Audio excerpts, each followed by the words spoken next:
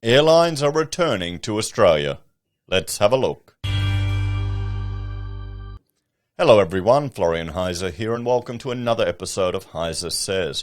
Grab your stein of coffee. We're going to have a look at this article from Yahoo Finance which is discussing, airlines resuming or returning to Australia. Major airlines resume flights to Australia. Now, tourism, it's just a small part of our economy. I'll bring up this graphic that's showing you, at the time, $60 billion. Decent comparable to iron ore, coal, and international education. One of our biggest sectors in the economy here. A real important part. If you look up the east coast of Queensland, you can see, the number of bankruptcies and personal insolvencies, how a decline in tourism is playing out. It's an important part of our economy, and we're feeling it, everyone. Not just international, that's just international, but also domestic tourism as well. It all plays a big part in Australia. But good news, everyone. This is good news if they're returning to Australia, because it's going to have an impact on property, it's going to have an impact on education, it's going to have an impact on retail, it's going to have an impact on businesses that are dedicated to tourism.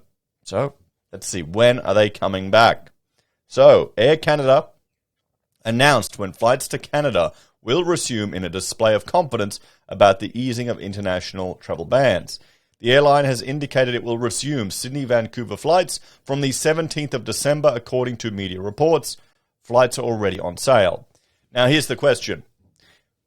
Do you want to flee Canada for Australia, or would you want to flee Australia for Canada, guys? Where would you rather live? In Trudeau's social justice dystopia, or Australia's authoritarian dystopia? You pick, guys. You've got both choices now. Isn't the future awesome? So, the announcement follows on the footsteps of Qantas and Flight Centre as the airline and travel industries begin to show signs of confidence about the lifting of travel restrictions. Qantas chief Alan Joyce said he expects flights to Singapore, the US and UK to resume mid-December, while flights to Bali and Thailand would recommence from April next year. Flight Centre boss Graham Turner believes Australians will be able to travel to the UK from as early as November. Before suspending flights to Australia due to the pandemic, Air Canada had non-stop flights to Vancouver from Sydney, Melbourne and Brisbane. As is becoming the norm for international travel, the Air Canada flights will only be available to double-jabbed passengers who have had the Government of Canada accepted vaccines. Luckily, these approved vaccines include the AstraZeneca, Pfizer and Moderna vaccines. As travel restrictions ease across the globe, we are committed to rebuild our international network and continue as a global carrier connecting the world with Canada, said Vic Norton, General Manager of Australia and New Zealand at Air Canada. Our flights from Sydney to Vancouver conveniently connect to our flights across Canada and the US at our Vancouver hub. Prime Minister Scott Morrison has announced that international travel will be available once 80% of the population have received both doses of a COVID-19 vaccine. So, this is good for the tourism industry. This is good for the economy. If they can open up, travel, if they can open up international flights, what's going to happen? What do you think is going to happen to Australian property? We're going to start to see a flood of people come back. What will happen with immigration? What will happen with international education?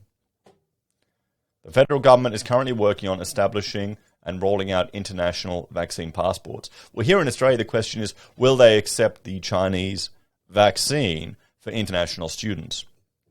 That's the real question. That's the one we have to keep at the back of our mind to see, if it happens. Because it's just a small sector that's kind of a little bit dependent on that.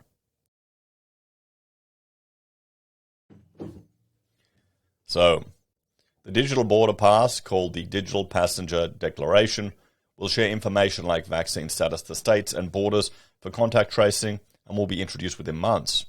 Trade and Tourism Minister Dan Tehan on Monday confirmed the new system would allow Aussies to upload their proof of vaccination via MyGov to a QR code linked to their passport. where you're required to prove you're vaccinated when you're traveling overseas to get entry into countries. That QR code will be able to demonstrate you are vaccinated, he told ABC Radio National. Travelers will also have to provide proof of a negative COVID-19 test taken within 72 hours of traveling.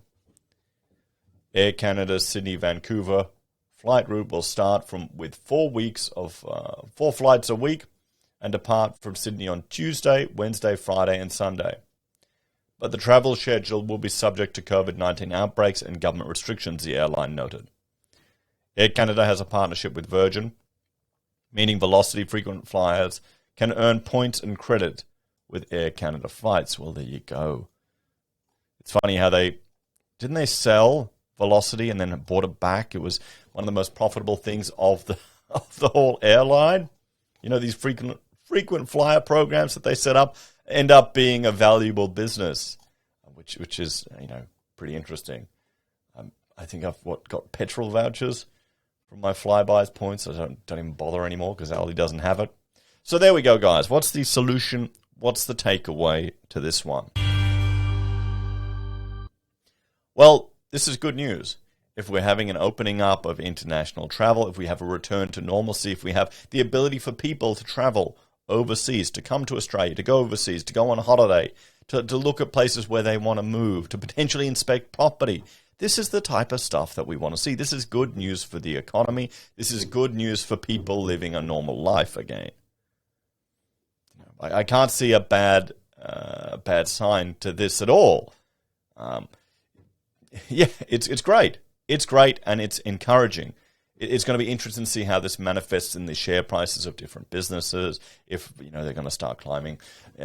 People have invested in a lot of these tourism businesses. I remember about a year or two ago that when everyone was jumping into the market, you had people buying into tourism businesses. And this may be, if they've held on for that long, this may be the opportunity for them to realize some gains or some rewards.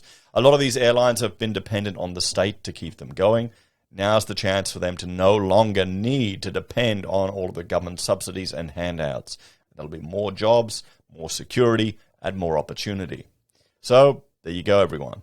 November, they're saying even in November this year, we might start seeing some flights. What do you think? Do you think this will be a good thing for the economy? Are you looking forward to flying overseas? And, how many people do you think we'll start to see a flood of people coming to Australia? Let me know your thoughts and opinions on this one in the comments down below. If you're a fan of the channel and enjoy the content I create here, there are a few ways you can support us. You can join us on YouTube or Patreon. Sign up for SelfWealth or Stake. And at the moment, Stake have a deal. Sign up for their beta for Australian trading. The $0 brokerage fees now, $3 afterwards. Give it a shot, guys. If you're investing $0, it's $0 because they're CHESS sponsored. It means it's under your name. Also, you can support us by using Amazon, eBay, Independent Reserve, or AussieBroadband. Buy our merch from HeiseSays. Use Gold Pass from the Perth Mint, or support us via PayPal. Take care. I'll see you all next time. Bye for now.